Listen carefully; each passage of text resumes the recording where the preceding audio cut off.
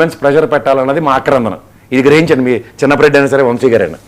Right, okay. Krishnaveni గారు గారు మీకు అలాగే 99 వీక్షకులకి మరియు ప్యానెల్ లోని ఇతర సభ్యులకి నమస్కారం సార్. నమస్తే అండి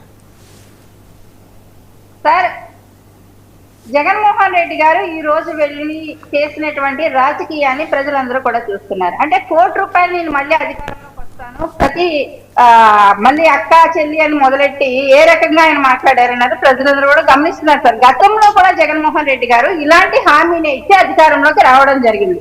ఏ ఫ్యాక్టరీలో ఎలాంటి ప్రమాదం జరిగినా సరే కానీ ఆ కుటుంబానికి ₹1 ఇస్తానని ఆ రోజు జగన్మోహన్ రెడ్డి గారు చెప్పి అధికారంలోకి రావడం జరిగింది సార్. కానీ ఎల్జీ పాలిమర్స్ కు సంబంధించినటువంటి ఆ దుర్ఘటన జరిగిన తర్వాత ఏ రకంగా జగన్మోహన్ రెడ్డి గారి మీద ఇటు పవన్ కళ్యాణ్ గారు కానీ, ఇటు కూటమి ప్రభుత్వంలో ఉన్నటువంటి టీడీపీ కానీ, బీజేపీ కానీ ఏ రకంగా ఒత్తిడి తీసుకొస్తే ఆ రోజు పోవడానికి సుముఖ్యత చూపించారన్నది ప్రజలందరూ తెలుసు. కానీ వారు కొత్తగా ఇస్తున్నటువంటి హామీ ఏమి కాదు సార్.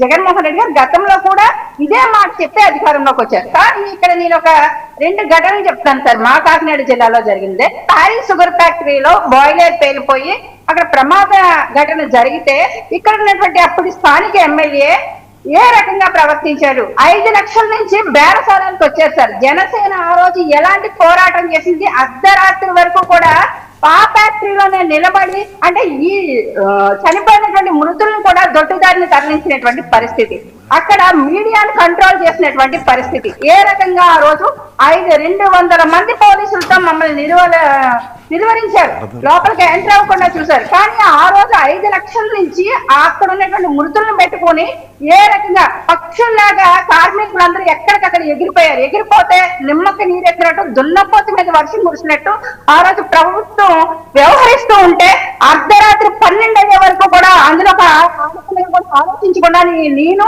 అలాగే మా జనసేన ఇక్కడ స్థానిక నాయకులందరూ కూడా పోరాటం చేస్తే ఆ రోజు దిగొచ్చి ఆ కుటుంబానికి న్యాయం చేయడానికి ముందుకు వచ్చింది. అంటే ఇలాగే ఇక్కడ ఒక పప్పుల నూనె ఫ్యాక్టరీలో కూడా 5 గిరిజనులు చనిపోయారు సార్. మొత్తం అది క్లీనింగ్ సెక్షన్ లోకి అది క్లీనింగ్ చేయడానికి మనుషులు దింపితే ఒకరి తర్వాత ఒకరు ఇక్కడ రాగంపేటలో చనిపోతే అక్కడ 11 మంది చనిపోయినప్పుడు కూడా అలాగే మీరు పోరాటం చేస్తేనే వీళ్ళు సెటిల్మెంట్ చూస్తారు. లోపలికి వెళ్ళి ఇక్కడ మృతులను పెట్టుకుని శవాల మీద పేలాలు ఏర్కొంటూ బేరాలు అనేటువంటి గత వైఎస్ఆర్ గవర్నమెంట్ ఎక్కడ ఈ రోజు కూటమి ప్రభుత్వంలో ఇలాగ ఘటన జరిగిన వెంటనే అక్కడికి డిప్యూటీ సీఎం గారు కావచ్చు, ఐటీ శాఖ మినిస్టర్ గారు కావచ్చు, హోంమంత్రి గారు కావచ్చు వెళ్ళడం, ఆ కుటుంబానికి భరోసాని ఇవ్వడం, ఉద్యోగాన్ని ఇవ్వడం, అలాగే జీవితాంతో రక్షణగా ఉంటాము, ఆర్థిక భరోసాని ఇస్తూ వాళ్ళకి అండదండలు ఇస్తామని ప్రభుత్వం ఒక కుటుంబ బాధ్యతగా తీసుకుని వాళ్ళ కూటమి ప్రభుత్వం చేస్తున్నటువంటి కూటమి ప్రభుత్వం ఎక్కడ సార్?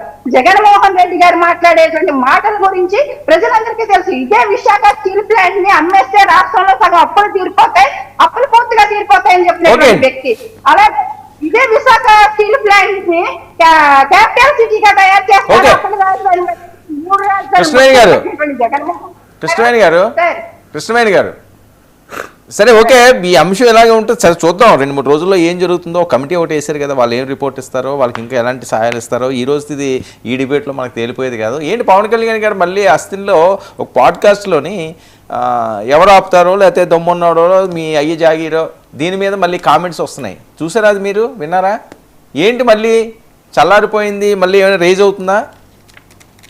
సార్, ఆయన ఒక కంక్లూజన్ మీటింగ్ పెట్టుకోవడానికే పర్మిషన్ లేకపోతే ఆయన ఒక ప్రెస్ మీట్ పెట్టి ఏ రకంగా ఆ రోజు ఒక చిన్న బహిరంగ సభకు వచ్చినంత జనం వచ్చినటువంటి పరిస్థితి. ఆయన ఎప్పుడు కూడా గట్స్ ఉన్న నాయకుడు సార్. తెలంగాణ గడ్డ మీద జనసేన పార్టీ పుట్టింది, ఆ తర్వాత ఏపీలో మేము అందరూ పనిచేయడం, ఇవాళ 100% స్ట్రైక్ రేట్ ఇచ్చి ప్రజలు నిలబెట్టినటువంటి పరిస్థితి.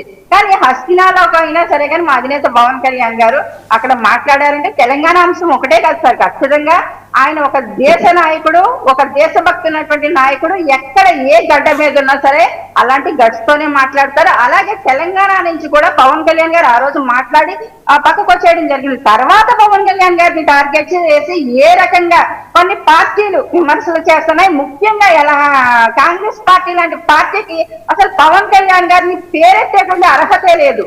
అలాంటి పార్టీ పదే పదే పవన్ కళ్యాణ్ గారిని టార్గెట్ చేయడం. పవన్ కళ్యాణ్ గారు అక్కడ ప్రశ్నించారు, అక్కడ మాట్లాడారంటే ఖచ్చితంగా దానికి ఒక పర్పస్ ఉంది సార్. ప్రతి విషయంలోని కూడా చూస్తున్నాం, చిన్న చిన్న యాక్టర్స్ తో కూడా పవన్ కళ్యాణ్ గారి మీద ఏ రకంగా విమర్శలు చేయిస్తున్నారు అన్నది. అంటే పవన్ కళ్యాణ్ గారు అక్కడ గట్టిగా నిలబడిపోతున్నారు, తెలంగాణలో కూడా గట్టి పోటీ ఇవ్వబోతున్నారు. అంటే 2 సార్లు పోటీ చేశారు కదా పవన్ కళ్యాణ్ గారు, అప్పుడు రాలేదు, మీరు ఇప్పుడు వస్తే మాకు భయం ఏంటి అని చెప్తున్నారు కేటీఆర్ గారు. కేటీఆర్ గారు ఒక్కడు చూడలేదు, పవన్ కళ్యాణ్ గారు ఎక్కడ ప్రచారానికి రాలేదు సార్. నాయకులు నిలబడతానంటే అది గ్రామ స్థాయిలో కావచ్చు, సార్వత్రిక ఎన్నికల్లో కావచ్చు, పవన్ కళ్యాణ్ గారు రాకుండానే జస్ట్ నాయకులు మాత్రమే నిలబడితే ఆ మాత్రం ఓట్ బ్యాంక్ షేరింగ్ తెచ్చుకోగలిగాం. ఖచ్చితంగా పవన్ కళ్యాణ్ గారు రంగంలోకి దిగితే మాత్రం తెలంగాణ లో ఉన్నటువంటి కొన్ని పార్టీలకు ముచ్చమటలు పట్టించడం ఖాయం. ఖచ్చితంగా అక్కడ కూడా జనసేన జెండా అయితే మాత్రం పాతి తీరుతాం సార్. అదైతే మాత్రం మా అధినేత పవన్ కళ్యాణ్ గారు ఢిల్లీలో ఉన్నా, గల్లీలో ఉన్నా, ఎక్కడున్నా అలా గట్సునే మాట్లాడతారు.